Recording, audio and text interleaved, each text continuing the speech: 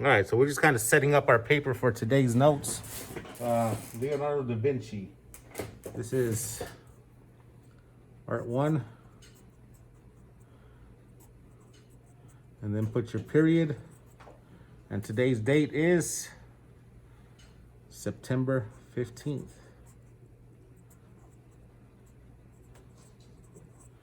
One day before Mexican Independence Day. That's tomorrow.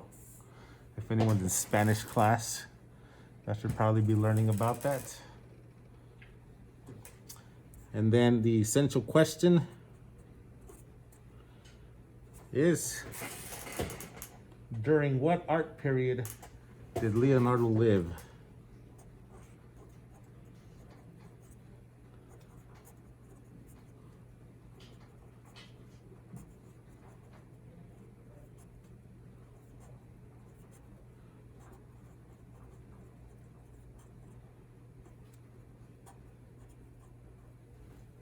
And that's our setup for today. Man, this camera's bad.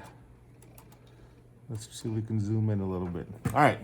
So while I finish cutting out my pictures and pasting them in, there's a couple of questions. I want you to think about this, and then I want you to maybe put it in the chat. Here's two questions.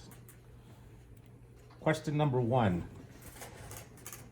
If you had you heard some news, there's something that you found out and you want to share it with a lot of people. How could you share information with people that you know fast? Like, boom, you got something to share. How can you do that in a fast manner? Second question. Let me see how I can state this. Second question.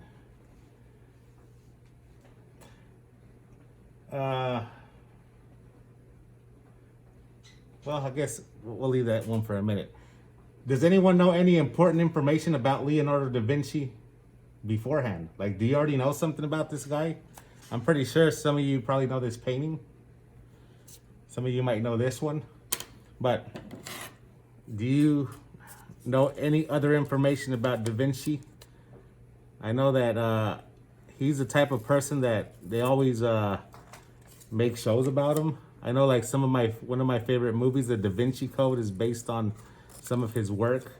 Now, there's all kinds of stuff that pertains to Leonardo da Vinci in our culture, whether it's TV, whether it's movies, whether it's stuff you learned in other classes, maybe like in science class, maybe in another way that you've learned something about Da Vinci. Do you know anything about Da Vinci that you'd like to share? Like I said, you guys put that stuff in the chat. I want to see what y'all know, and then I'll ask you guys in class in a minute. What do you know about Da Vinci? And if you had information to share with people, how could you get that information out in a fast manner? All right. So for you guys that are at home, I know you probably do not have these pictures. So you can either leave the space for them at the top. You can, I don't know if anyone's planning to come to school with the next phases, like, you know, whoever signed up to come to school in person. So if y'all do come to school in person, then we'll have these ready for y'all. So y'all for sure leave the space for these pictures. That way you can put them in your notes.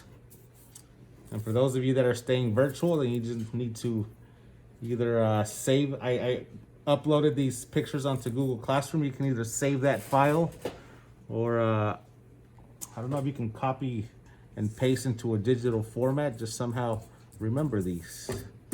You know, one of the objectives of my class is I want you by the end of the year to know some of these artists, know their work, and you know, for the most part, we cover like the more popular ones. So, all right. Let's see what I have in my chat. I have one. All right. Leonardo da Vinci says he tried to fly. He did. He actually had a whole bunch of inventions, and we'll take a look at those in our notes. One of them was the idea of flying. Yeah. And there was a couple of ways that he tried to fly, and we'll take a look at those. You guys have anything on Leonardo da Vinci in class?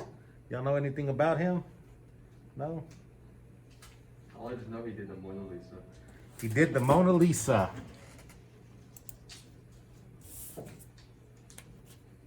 All right.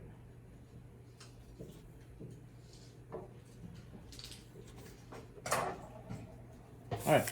So for our notes, we are going to have a PowerPoint. For this PowerPoint, you're going to write the stuff that's in red. So, and I'll be talking as we go, and then we'll just go through this together. And then, yeah. So let's go. Let's see how this works. New share. We're gonna go with bang. Let's see if it works out.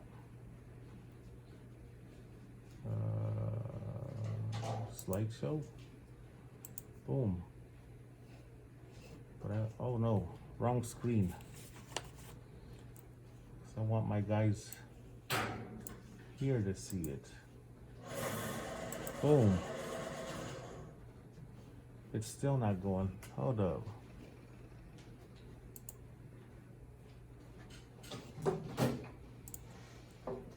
I got a new computer and they messed my stuff up. Monitor 3. Boom. There it is. All right. Let me see if I can.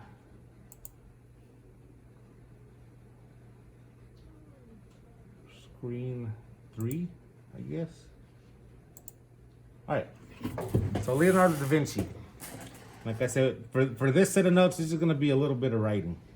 Like I said, we're writing the stuff that's in red. So Da Vinci, one of the greatest artists, inventors, scientists of recorded history. However, he is probably most famous for his work called the Mona Lisa. The Mona Lisa. And I'll tell you what I think about her in a minute, but yeah. Oh, look. Now I got to share this screen.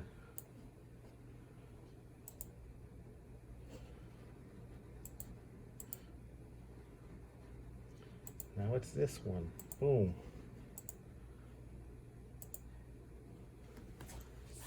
Three-minute recap on Da Vinci. Leonardo da Vinci, the true Renaissance man. No doubt you'd recognize the Mona Lisa, and you've probably seen a model of one of his countless inventions. These are all the work of Leonardo da Vinci. The celebrated painter and inventor was born in 1452 in Vinci, Italy, and those were only two of his many talents. He was also a sculptor, architect, philosopher, engineer, and scientist. His portrait, the Mona Lisa, is the best-known painting in the world. He painted it between 1503 and 1506, and the identity of the woman behind that mysterious smile is still disputed today.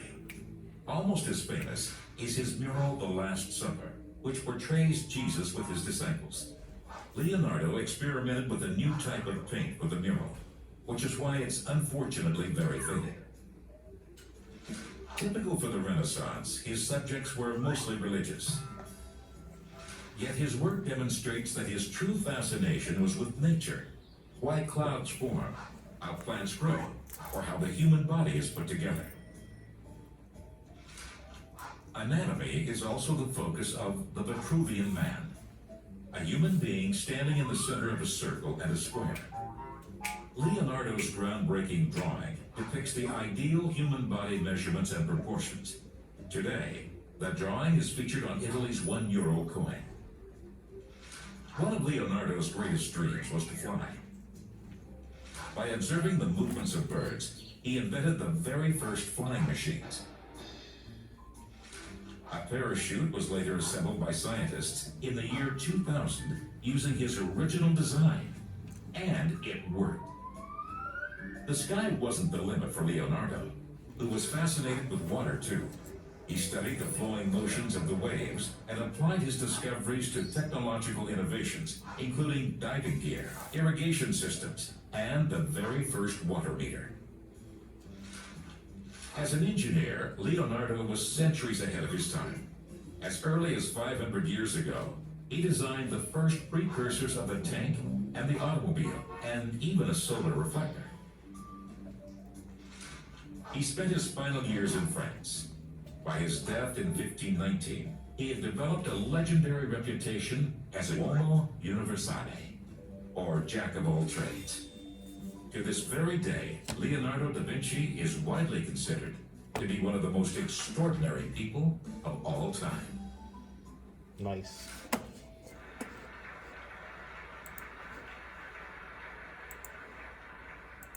Close.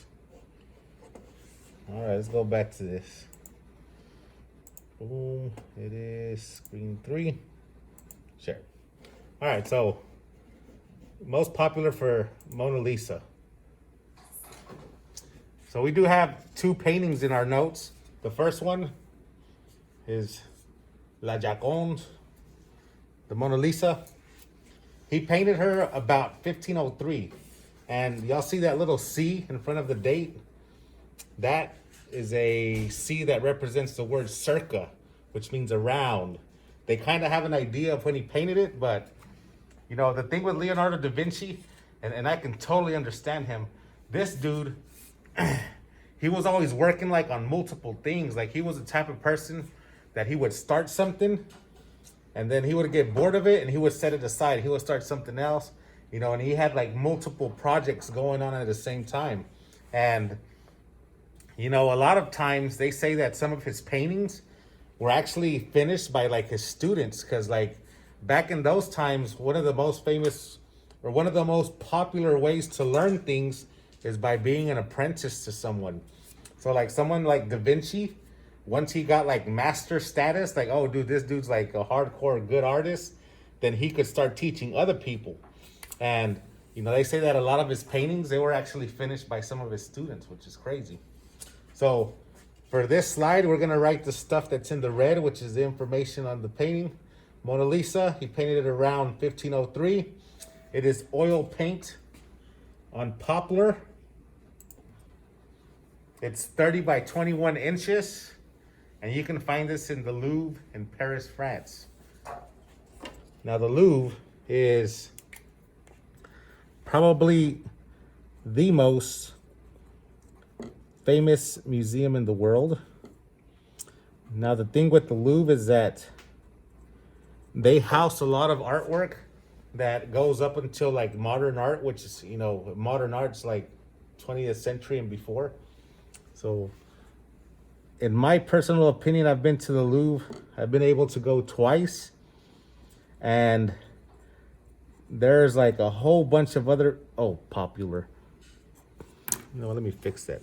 There's a whole bunch of museums that I would rather go to instead of the Louvre that are in France.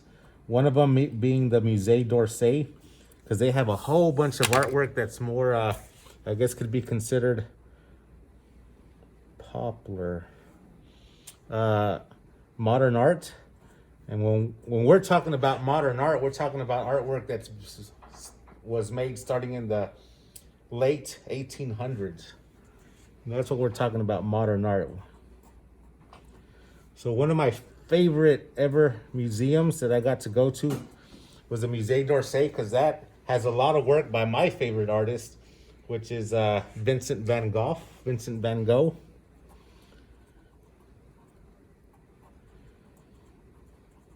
Now I can tell you that we are starting off by studying Da Vinci, because in my personal opinion, he's probably the one that most of us, like 97% of the population that come to my art class, even though they've never taken art, even though they've never like been good at it, whatever the case may be, they've heard something about Leonardo da Vinci, because he not only was an artist, like the little video said, he did many other things. And one of the things that kind of still amazes me about Da Vinci is that he used to draw dead people. Like, with the job he had, he used to work for like the king of France, and he had access to go to like the morgues where the dead people were, and he would just like sit there and like peel back their skin and like study their muscles. Like he would just hang out in the morgue, and some of the drawings he did are still used today, up to this day, in medical study books like Grey's Anatomy. I don't know if you guys have ever heard of a book called Grey's Anatomy or a TV show called Grey's Anatomy. That's all about, it's a big old medical book. And in that book, there are still some pictures that Da Vinci drew. Now, one of the questions that I asked was, if you had information to share with someone, oh, I just found something out. Boom. Hey, I'm going to get the new iPhone 14. I want to tell my friends about it. I just got it. Oh snap, my sister's pregnant, she's having a little boy. Like, how would you share that information with people you know? How would you share that? Just tell them. You would just tell them. Yeah. And how would you tell someone? Like, you want to tell all these people this information? Social media. Yeah, like Instagram or whatever the heck y'all use now. I don't know what y'all use now, but social media is probably the way to do it. Now, the Mona Lisa, like in my opinion, I think she's like totally overrated. Like, and one of the reasons she became so famous was because of social media. So if you think about it, today social media, the one I've heard like so much, and my daughter and my wife are on it like constantly, and they get on my nerves, is TikTok. My boys are like on Instagram and all that stuff. You know, back then, and we're talking about like the like the 1900s, what was the social media of their time? Newspaper. So guess what happened? The Mona Lisa got famous because back in that time, you know, they were able to transmit information quickly throughout the world, and everyone started printing this newspaper story about the Mona Lisa. Now let me show you what that story was. And this is a real quick, like two minutes. Hold on, Dimmer. Who are you to tell me about art? And this is one of my favorite TV shows called Adam Ruins Everything. I don't know if you guys have ever heard about this show, but Okay, I know what great art is. he's talking about how the Mona Lisa became famous. Let me share that one. Boom. All right. Hold on, Dimmer. Who are you to tell me about art? Okay, I know what great art is. I have taste. I've studied the masters. I read Art Corner magazine. I have a tattoo of the Mona Lisa. Bask in her mysterious smile, her enigmatic gaze, her creepy lack of eyebrows. That's why it's the greatest painting in the world. Actually, the reason we think the Mona Lisa is the greatest painting in the world is not because it's great. Here, I'll show you. We're so perfectly proportioned. Are we Da Vinci sketches? Yep, I thought it would better illustrate my point. Leonardo da Vinci wasn't always considered one of the greatest painters, and the Mona Lisa wasn't even considered his greatest painting. Not great. It's no tissue. But that started to change in 1911, when one night a handyman at the Louvre, hidden in a closet, took the Mona Lisa off the wall and walked right out the door with it. It couldn't have been that easy. How did you get past all the security? There wasn't much. Back then, the Mona Lisa was just another painting in the Louvre, so it took over a day until the guards even realized it was missing. Oh, something's different in here. Oh yeah, there's a nail in the wall. Now that's art. But when newspapers started reporting on the daring heist, the Mona Lisa became a media sensation. So after it was recovered 2 years later, the Mona Lisa was now the most popular painting in the museum, and soon people were calling it one of the greatest in the world. Oh, that mysterious smile. Please, let's follows you around the room. Titian who, I say. Okay, wait. That Philistine couldn't care less before, and now he loves it? What happened? Well, one reason is a psychological phenomenon called the mere exposure effect.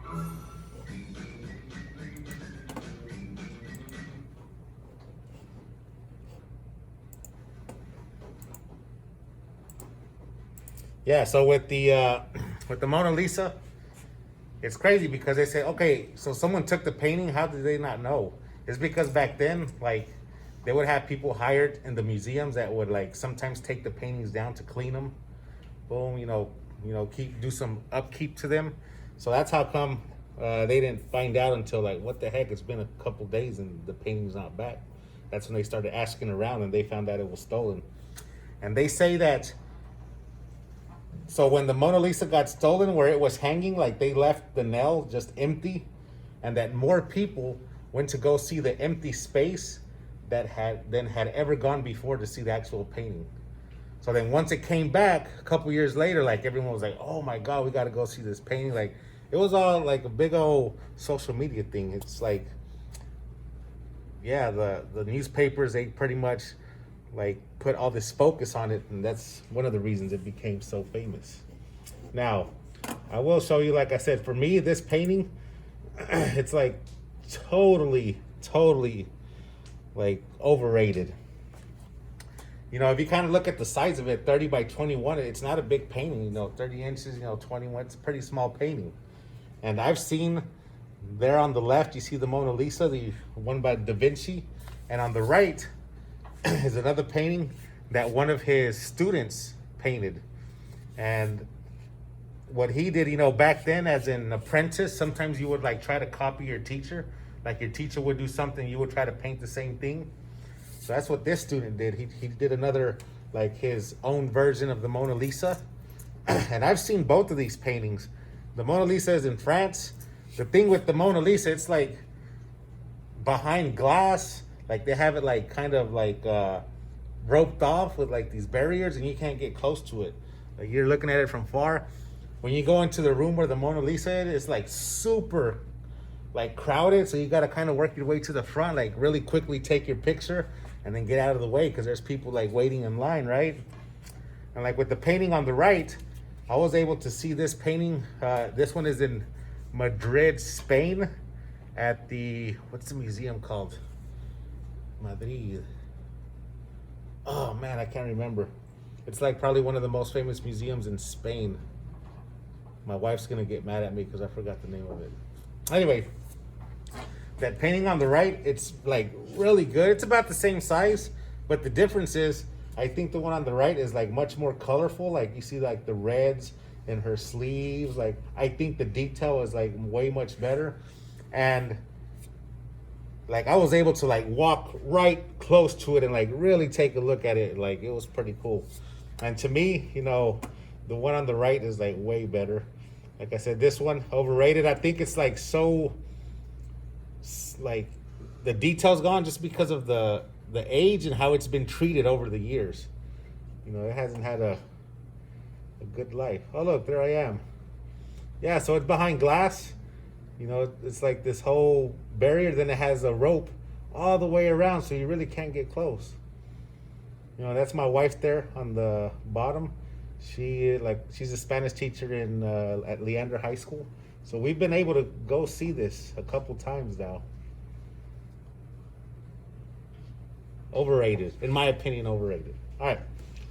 The second painting in our notes is this one called The Last Supper. So all that stuff in red, all that information, put it in your notes. The Last Supper. I actually have a big old painting in my dining room of the Last Supper. And I tell you what, anyone that is of Hispanic descent, I don't want to but someone in your family has this painting in their kitchen or in their dining room or somewhere. We have two. I used to have it in my dining room, and when we moved over here, like that painting it was pretty big. It was a big painting, and we had to sell it before we moved here to Leander because we're like, dude, we're going to a rental house that's not that big and it's not gonna fit. So we actually sold it, and we haven't bought another one. So our house right now is Last Supperless. But we have one and we have another one. So I take a glass and black. mm-hmm. My grandma, she has one too. Yeah. But hers is more bigger, I believe. This is tempera on gesso. 181 by 346 inches. And it's at Santa Maria delle Grazie.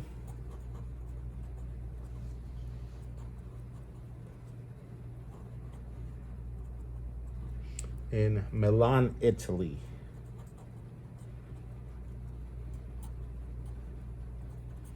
So this is a great painting. The only problem with this painting is that Leonardo da Vinci, he was like experimenting with techniques, and the technique he used for this, like, totally backfired on him. This painting has had to been restored quite a few times. And let me see if I can explain this. So you can see that he painted this from 1495 to 1498. That's a long time. That was years. And one of the reasons being is that the size of it. I mean, if you were to break, 181 inches, I think we have said that's about, once you break that down into feet, it's about 15 feet high, like 29 feet long. And this thing is on a wall in this church, right? And it's part of the wall, because what he did, right there where you read where it says it's tempera on gesso. Gesso was kind of like plaster. And what they did before, they would build these buildings like out of blocks and bricks. So they would cover the walls with the nice, usually like a white plaster called gesso. And then they would like make it nice and smooth, so it looked good as a finished wall. So what Da Vinci tried to do is, he said, you know what? That plaster, if you put it on the wall, it's wet. I'm gonna go ahead and paint on that wet plaster, so the paint gets impregnated into the wall and it's part of the wall. But the only problem was that, once the paint got into the wall, because it kind of got like blurry, because it would like, I don't know if y'all have ever done watercolor, but if like you have a wet piece of paper and you put a drop of watercolor in it, it goes like, it kind of spreads a little bit. That's kind of what was happening with this. So what he had to do is, he would paint on the plaster, then he would have to come back once it was a little bit drier and retouch and try to do more detail work. And then another thing that happened is that during the World Wars, like especially, I always get them mixed up, but I want to say it was World War II, that the place where this painting is at, which is at a church, it was a big old church. I don't know, I'm pretty sure you guys that play video games like, what's that shooting game? Call of Duty? Like, how you're like running around and you can like go into places and hide. And I don't know if y'all seen war movies where they just take over buildings, things get bombed, the buildings are all out of whack. Well, this painting was in a church where, the soldiers were in there like using it as a hideout. And then this painting was like on this wall, and these dudes were like, well, heck, man, we need to get to the other side of this wall. Instead of going around, they just blew a hole in the wall. And like this picture right here on the top left, it kind of show you where like the doorway was. Like, so they just decided to, hey, you know what? Let's cut out Jesus' feet right there. And they just made a door right there. And like, at first it was just kind of like a jacked up hole. Like they blew a hole through it just so they can like squeeze through. But then I guess after the war, they actually like fixed the door. But then after a while, they were like, dude, like, we need to fix this back to how the original painting was. So years ago, I want to say like about 15 to 20 years ago, they actually fixed that back into its original state. So they covered the hole that was that doorway, and then they had some artists go in there and restore it to its original form. So,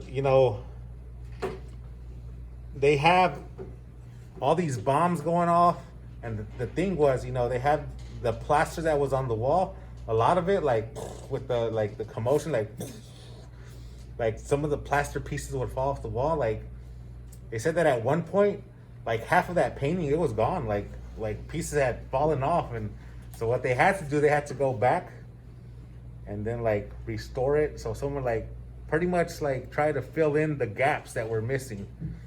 And some people were like, this is not even the original work because of that, and all kinds. But yeah, this is it, man. One of his most famous pieces. Big old piece. About 15 by 29 feet. All right, so we just got a couple more things about Da Vinci. So he was born April 15th, 1452 in Vinci, Italy. So you might look at his last name and, you know, back in the area where he was from right there in Italy, one of the most famous ways to get your last name was like where you're from. So he was born in Vinci, Italy. So he's like duh, which is from Leonardo from Vinci. Like if we were using that same way to get your last name, I was born in Colby, Kansas. So my name would have been Robert de Colby, you know? And then like nowadays, you know, after that time period, there was a time in especially like England, Scotland, Ireland, all the United Kingdom, where it became very popular to get your last name from your dad. So like if your dad's name was Jack, then you'd be Jackson. That'd be your last name. So all those last names that are like son, like Robertson, Williamson, Jackson, you know, whatever has son at the end, all of those probably come from the United Kingdom during the time that was a popular way to get your last name. Because, you know, if you look at the history, last names didn't become like super popular until like legal last name until within the last 150 years. Before that, it was like, how can I tell who you are? Well, I'm from this town, so that's how they would get your last. Or my dad is Robert, so I'm Robert's son. You know, there was different ways of showing who you were. But Da Vinci, that's all that means. He was from Vinci, Italy. It just says that Leonardo was always like a very curious person. I mean, he liked to study all kinds of things: animals, wind movement, water movement, all kinds of stuff. So, Da Vinci, he died on May 2nd, 1519. He was left-handed. You know, which is kind of crazy because I would say a lot of the artists that we study, there's quite a few of them that are left-handed. And I don't know if you guys have ever heard that left-handed people are more artistic. Some people say, oh yeah, that's true. You know, if you're left-handed, you're more artistic. Some people say that's a myth. Oh, that's fake. You know, I don't know if anyone is left-handed. I'm left-handed, you know, and that's kind of crazy because a lot of art teachers I know, they're also left-handed. I don't know if that's like a coincidence, but yeah, left-handed. They say that left-handed people tend to be more artistic. So I'll let you decide if that's true or not. He said he became a master artist at the age of 20. So by the time he was 20, like supposedly he was like really good. I remember that he went to go study, like he was apprenticed to somebody else. And when he was like 14 years old, the master told Leonardo da Vinci, hey, why don't you go work on this painting that I did? And Leonardo like painted like the wings and the master was like, oh dude, that's like the best thing I've ever seen. Like I'm never gonna like paint on that again because like you did it so wonderful. I think this is the last thing we're writing. Yeah, this is the last stuff we're writing. So I forgot to write the last stuff. Born April 15th, 1452.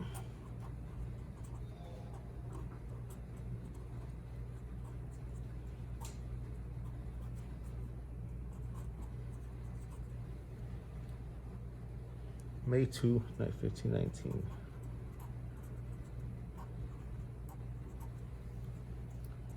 He was left-handed.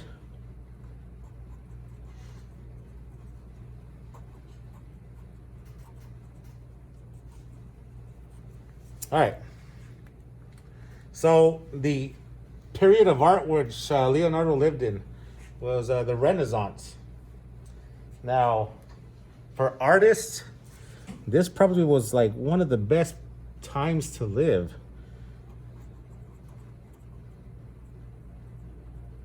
Renaissance, which is a movement that happened in Europe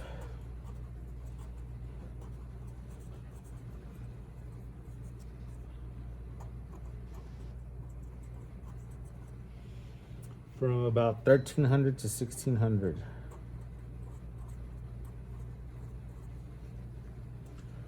Renaissance is a French word that means rebirth.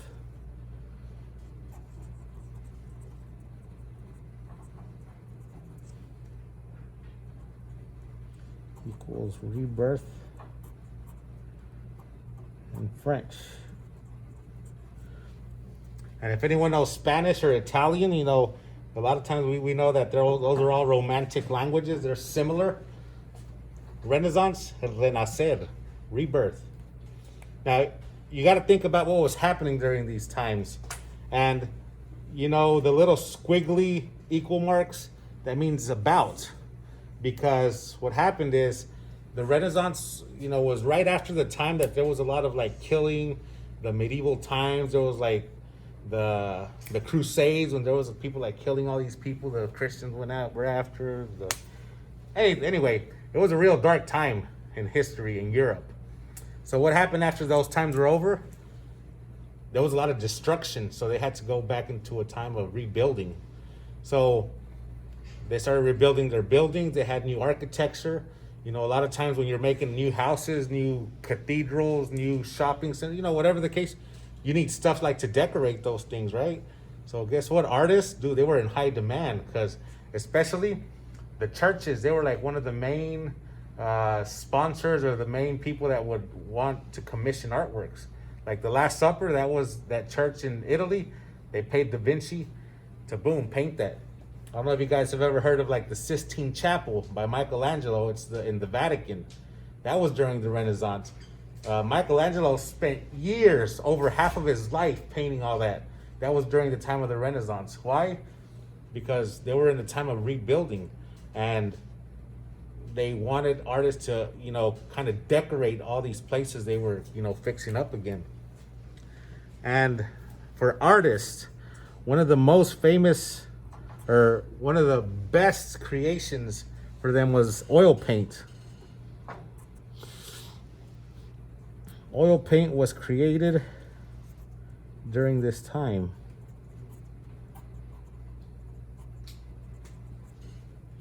Very important.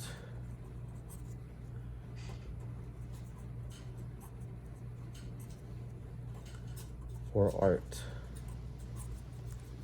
And the reason being is that before oil paint, they only had tempera paint. And tempera paint was made with eggs, mainly the egg yolk. So they would get the yellow egg yolk and they would mix it with like colorants, and that's how they would paint. What was bad about tempera paint is that, first of all, it wouldn't last long.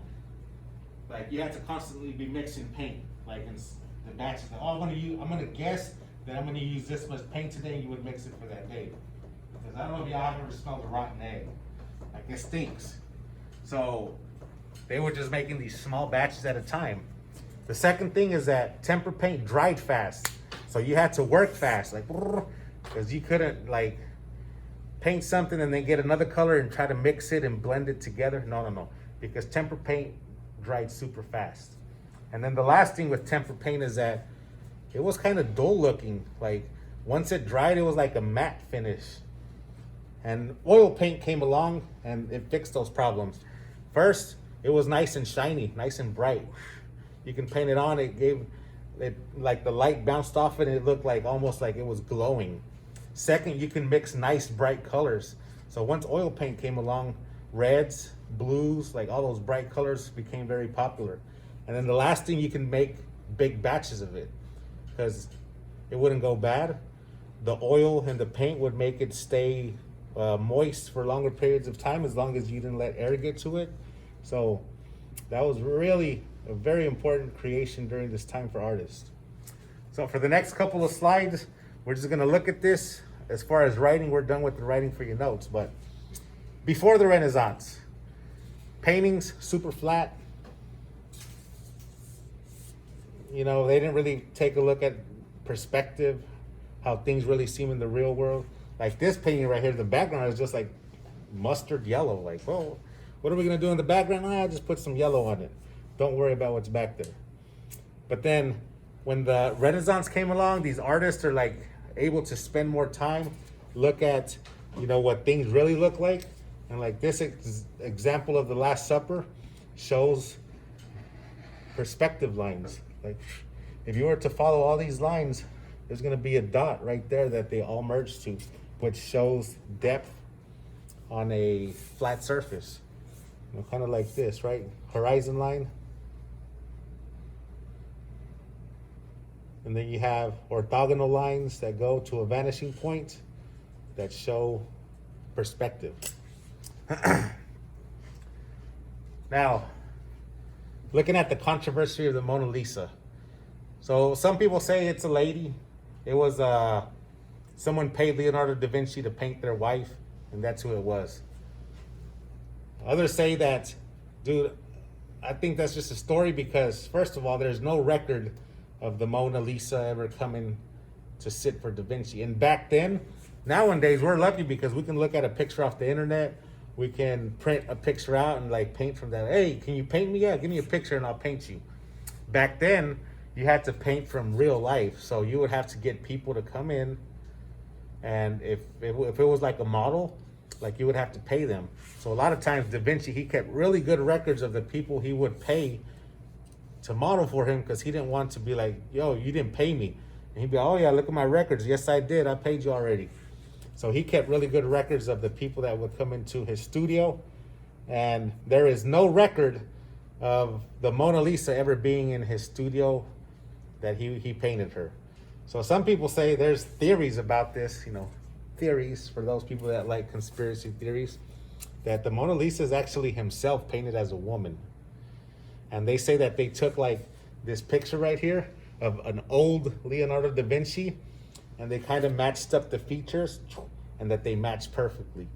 So that's what some people say, that the Mona Lisa is actually Da Vinci painted as a girl. I don't know. So we're talking about how he was ahead of his time. Just some of the things that he was popular for is that, oh look, there's Cheyenne. Some of the things that he was known for was creating things, coming up with ideas. The only thing was that he was like way ahead of his time. Oh yeah, and I will put this Google this slideshow on the classroom. That way y'all can take a look at it if you need it.